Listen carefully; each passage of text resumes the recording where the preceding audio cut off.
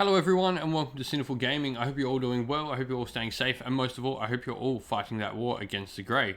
So today's video, we got a brand new article up. The Sunday preview came up from Warhammer Community and we are getting Broken Realms Be'lakor this coming Sunday for pre-order. Now, there's a bunch of stuff coming out alongside that, so we're going to have a bit of a look down in the article that they've put up on Warhammer Community, and we're going to chat a little bit about all things Broken Realm Be'lakor, and give some thoughts and ideas of what maybe could we see inside this book, because it's not been revealed to us exactly what's inside, so let's have a little bit of fun and talk about what we might see. So, to start with, obviously, we are getting Broken Realms Be'lakor.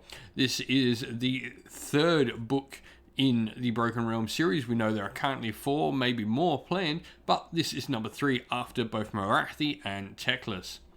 So, alongside this, we are getting the amazing new Be'lakor miniature. He is an absolute beast in this model. Just absolutely huge. I mean, you can see the Chaos Warrior at the foot, and he is usable in Warhammer 40,000 as well. You can swap out a Chaos Warrior for a Space Marine. Personally, I'm not going to put either there, because then that way my Be'lakor model can be used in both games without breaking any immersion. I think that's the best way to do it. Not put either, or put, I guess, like maybe some sort of demon dead at his foot, or, you know, some sort of cross-compatible monster, etc. But we're getting a brand new Be'lakor model, Be'lakor the Dark Master, the first of the Demon Princes and spurned champion of the Chaos Gods, is an otherworldly figure of incredible power. And even when the world that was, aeons of scheming and subtle preparation about to bear fruit, as Be'lakor makes a power play for realm-shaking proportions in a bid to replace his hated rival as in the esteem of his divine masters.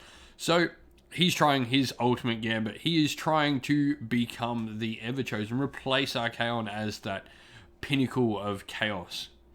However, it's not just the Mortal Realms. Yep, and they tell you again that you're going to be able to take him in 40k. Really cool. I mean, that Primaris Marine, it looks really cool, like with all the soul being sucked out or whatever that is, I guess.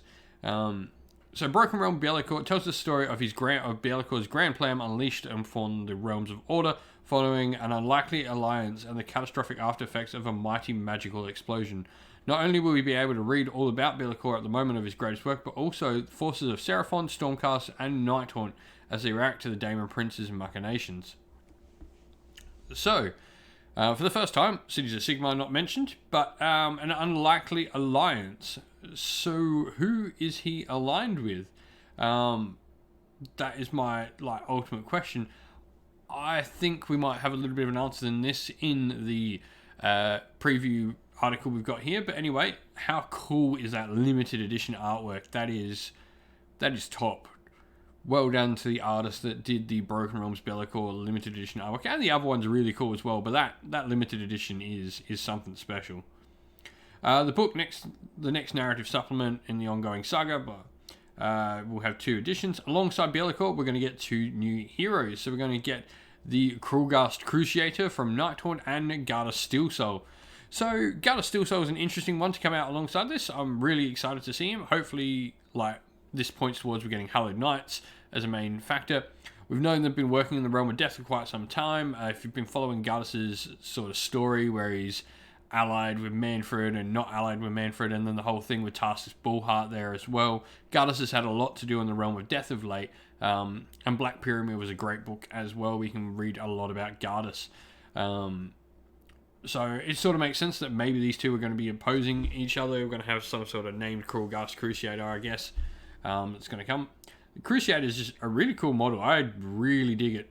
It's really pushing how far we can go with a ghost idea and just sort of expanding upon it.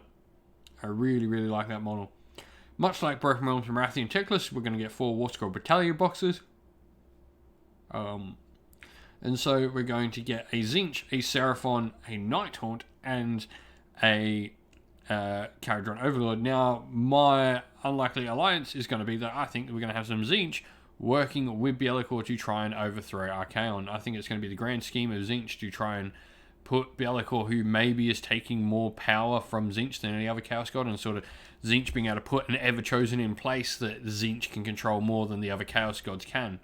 So I reckon that might be our little alliance. We do find out in the White Dwarf article that we are definitely getting Demons of Zinch versus Seraphon led by Bellicor. So this just leads me to believe this is definitely the way we're going to go. And then we've got Lady Alinda here as well. And we've got some Caradron Overlords. So the interesting thing here is, like, maybe Alinda could be the unlikely ally for Bellicor as well, because obviously Alinda is still assaulting Archaon's fortress.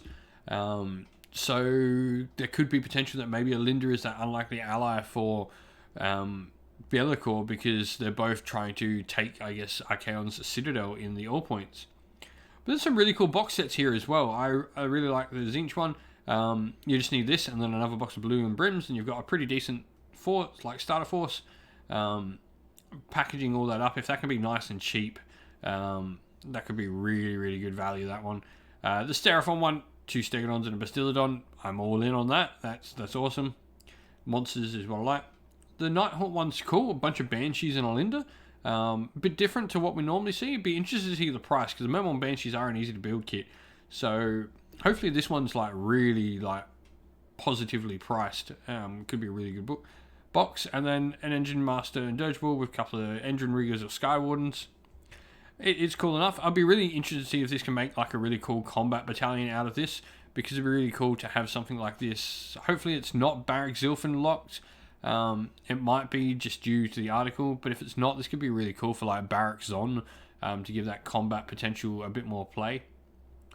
The Seraphon one, what do we get? We get Immolator and then Pyromaniac Horrors, so probably going to be some sort of cult, not the Pyrophane cult, that's the human one. The other one, the Daemon Duplicitous Host maybe, or Culture Transient Form. Yeah, neither of them really. I mean, yeah, Pyromaniac Horrors, it'd be interesting. And the Celestial Stampede, I mean, this has just got to be Thunder Lizards, doesn't it? And Star Warden Iktot. Cool, so it's a Star Warden in here as well. Be really interested with that, to see what we get. And yeah, the Saruman Choir, like, I'm really interested with this Nighthawk one. Is this going to be like some cool, like, Banshee Scream and stuff like that? Be a really cool thing to have on the army. And then the Aether Runners is what this one is called down here for the Caradron Overlords. Of course, on the channel we'll be doing start collecting videos on all of these box sets, so stick around on the channel for that later, coming out probably next week. And I guess let's look at the rest of the article. Forge World, some new dwarves for Lord of the Rings, cool. And new from Black Library, Inferno. Inferno is really cool. There's normally a ton of cool novels in here, from a bunch of different authors. So you'll see heaps of stuff from all, I guess, Warhammer fiction lines, Age of Sigmar, 40k, Necromunda, everything. And then you got Mortis, the next book for the Siege of Terror. So, and that's it. What do you think of all the new stuff for Broken Realm Bellicor? What do you think of us getting Broken Realms Bellicor this early? Does this mean that we're looking at the new edition, like they're really punching through these books? I think we could see Kragnos this month as well, by the looks of it. So yeah, it'd be really, really cool to see where this all goes. I'd love to know some people's thoughts. Who do you reckon that unlikely ally is? Is it Alinda, or is it maybe Zinch? Or is it maybe the Seraphon? Who knows?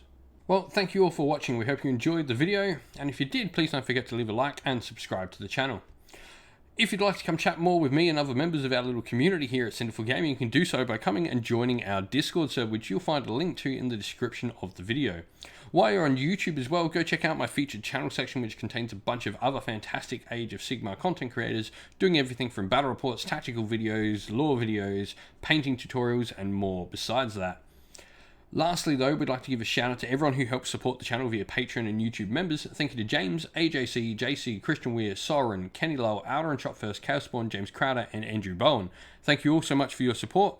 And if you'd like to help support the channel like these fine people do, you can do so by clicking once again on the links down in the description of the video to either YouTube members or Patreon. Thank you all for supporting the channel though, watching the content. Have a nice day, stay safe, stay well, and most of all, keep fighting that war against the Grey. Ciao for now.